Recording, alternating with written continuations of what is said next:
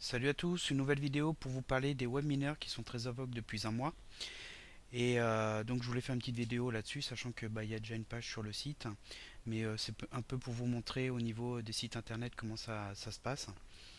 Avant ça, il faut bien comprendre de quoi on parle. Donc je pense que vous avez tous entendu parler des crypto-monnaies, soit à la télé, sur les sites, et notamment aussi avec les ransomware depuis un an ou deux, puisque c'est une manière de payer les rançons avec notamment la crypto-monnaie Bitcoin.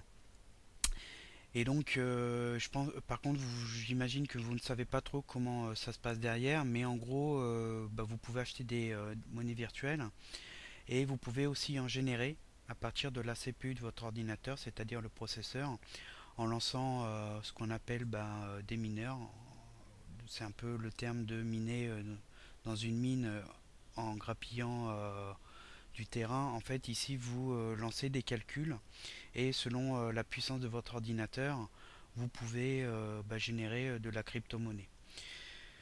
Et donc, les auteurs de malware utilisent aussi vos ordinateurs, tout simplement en injectant des trojans mineurs, ce qu'on appelle, qui vont utiliser aussi la CPU de votre ordinateur et générer de la crypto-monnaie.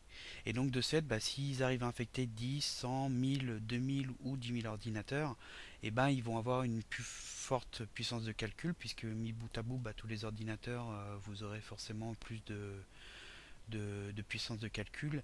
Et c'est aussi une manière détournée de générer de la monnaie grâce aux ordinateurs des internautes. Et là, dernièrement, il y a une nouvelle méthode qui consiste en fait à utiliser les sites internet, à y insérer un script. Donc, par exemple, un webmaster qui a un site internet peut ajouter un script. Et en fait, quand le visiteur va se connecter au site, le navigateur internet va se mettre à miner pour le webmaster. Donc ça permet, c'est une nouvelle façon de monétiser en plus des publicités. Et donc ça permet d'utiliser les navigateurs internet pour générer de la monnaie. Alors dans les autres méthodes, il y a eu dernièrement aussi des extensions Chrome. Tout simplement, vous installez l'extension Chrome sur votre navigateur internet et si celle-ci intègre un script pour miner, et là aussi votre Chrome peut se mettre à lancer des calculs pour générer de la monnaie pour l'auteur de l'extension. Donc du coup, Google n'a pas aimé et l'extension et les autres qui ont eu tendance à utiliser ce genre de procédé se sont fait bannir pour forcer à remettre une version saine sans les crypto-monnaies. Et donc après, il y a d'autres méthodes qui vont certainement être de plus en plus utilisées. Donc il va y avoir certainement des piratages en masse de sites internet qui vont insérer des scripts pour générer aussi de la crypto-monnaie. Et on a aussi les sites de streaming illégaux qui eux sont bourrés de pubs qui généralement amènent à des arnaques et des virus, hein. J'avais fait une vidéo aussi là-dessus, il y a une page aussi sur le site, je peux aussi vous la mettre en commentaire de cette vidéo. Et certains, pour gagner un peu plus d'argent, intègrent aussi ces scripts. Et donc quand vous vous connectez, vous avez votre navigateur qui se met à utiliser pas mal la CPU et la mémoire. Donc là j'ai fait une capture d'écran où on voit par exemple qu'on a Google qui monte à plus de 500 mégas d'utilisation mémoire. Donc pour les ordinateurs qui ont 4 gigas, ça peut poser des soucis de ralentissement parce que 500 mégas juste pour une page internet c'est déjà pas mal. Donc si en plus vous aviez d'autres onglets ouverts qui prennent aussi une centaine de mégas par onglet, vous pouvez avoir un out of memory, c'est-à-dire votre capacité mémoire qui est saturée. Donc de ce fait, Windows va vouloir fermer Google et vous allez avoir de gros ralentissements. Et en plus, si votre ordinateur est très mal ventilé, il a tendance à surchauffer, ça peut générer des plantages, voire d'autres problèmes. Donc je voulais faire une petite vidéo là-dessus où j'ai deux sites qui génèrent, qui ont des scripts et qui génèrent donc de la crypto-monnaie. Le premier a priori a été piraté, parce que là c'est un site lambda, hein. Et le deuxième c'est un site de sport, de streaming de sport illégal, qui lui, je pense, c'est l'auteur, le webmaster, qui a souhaité ajouter ce script pour gagner un petit peu plus d'argent. Donc là, il y a Process Monitor. On va aller sur le premier. Alors, un titre informatique, je vais aussi ouvrir. Vous avez un gestionnaire de tâches dans Google Chrome. Vous pouvez l'avoir avec Maj Échappe ou en faisant un clic droit sur la barre ici. C'est assez sympa parce que vous pouvez avoir voir l'utilisation mémoire et CPU par extension et réseau, et aussi vos onglets ouverts. Donc moi j'ai pas d'extension installée, mais si vous avez des extensions, vous pouvez aussi voir les extensions qui ont tendance à bouffer le plus les ressources. À titre informatif, je vais aller donc sur le site pour que vous voyez, hein, quand on charge, vous avez une petite poussée de CPU, et une fois que tous les objets sont chargés, normalement ça devrait retomber un petit peu.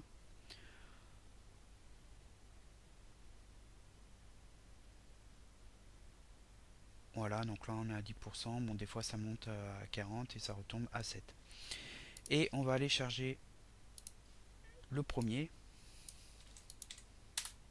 et normalement on va voir, en fait dessus vous voyez il n'y a quasiment rien, hein, c'est juste du texte et quelques images, et pourtant bah, il a tendance à saturer la CPU avec une utilisation constante à 30 ou 40, 50 UC, ce qui est pas mal, et on le retrouve ici sur Process Monitor.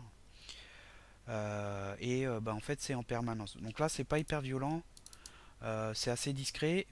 Donc du coup, bah, quand vous surfez sur les pages, vous vous en rendez pas forcément compte.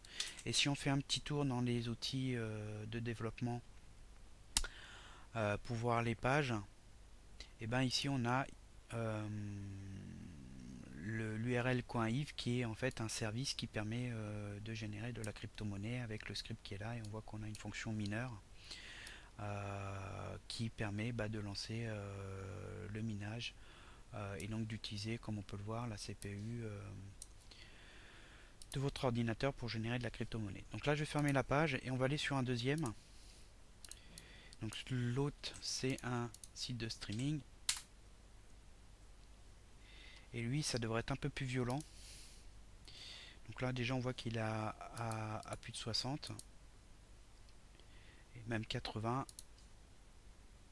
Alors là il y a une pub en plus qui tente de s'ouvrir, et on a Google qui est un petit peu plus ralenti.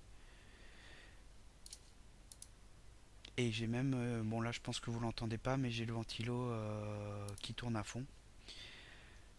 Donc celui-là est un peu plus violent, et donc ben, si l'ordinateur est pas hyper puissant, et surtout s'il est très mal ventilé, et ben vous pouvez avoir des plantages et des problèmes parce que vous avez la CPU qui tourne à fond, le ventilo il va pas assez bien refroidir le processeur, et ça peut générer des plantages parce que vous aurez des erreurs de calcul. Alors je vais installer uBlock parce que bah, des règles ont été ajoutées automatiquement, et ça c'est vraiment cool pour bloquer ces crypto-monnaies. Donc uBlock, pour ceux qui ne connaissent pas, c'est comme AdBlock où vous avez en fait, vous pouvez, ça permet de bloquer les pubs. En fait, on dit que ça bloque les pubs, mais en fait, vous avez une liste de règles avec les adresses des sites qui sont bloqués. Donc en général, bah, c'est des adresses de régie de publicitaire pour bloquer les pubs quand vous vous connectez à un site. Mais vous pouvez bloquer tout autre contenu ou tout autre script. Donc là, ben, je viens d'installer uBlock, et sur notre site, bah, il détecte, enfin, ça a bloqué les pubs, et du coup, vous avez un message sur le site qui vous invite à débloquer le AdBlock. Donc là, on va retourner sur le premier, et normalement, on ne devrait pas avoir de point de CPU. Donc là, compte officiel qui reste à 0, tout simplement parce que uBlock a fait le boulot et a bloqué la connexion .iv et le script crypto-monnaie. Alors on peut le vérifier tout simplement en allant dans les journaux.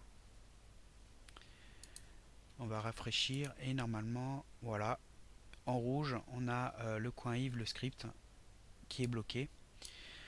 Et donc ça c'est vraiment cool parce que bah, ça vous permet de vous protéger de ce type de procédés qui sont pas très sympas, hein, puisque bah, on utilise à votre insu votre ordinateur pour effectuer des opérations que vous ne voulez pas forcément.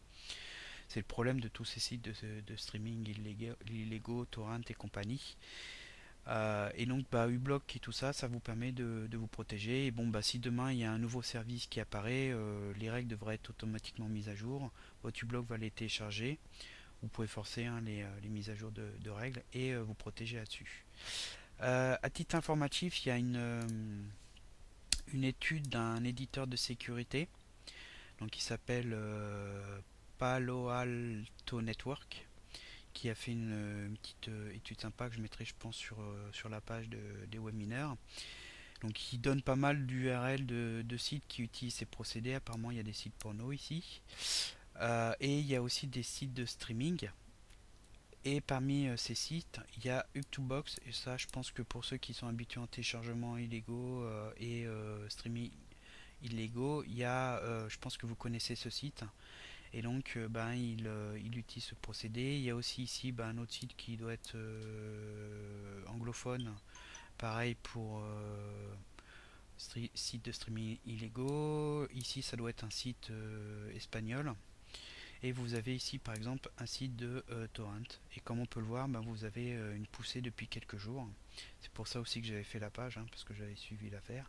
Et on voit la répartition. Bon, comme d'habitude, les États-Unis sont très touchés parce qu'il y a beaucoup d'ordinateurs connectés. Les sites américains sont très présents.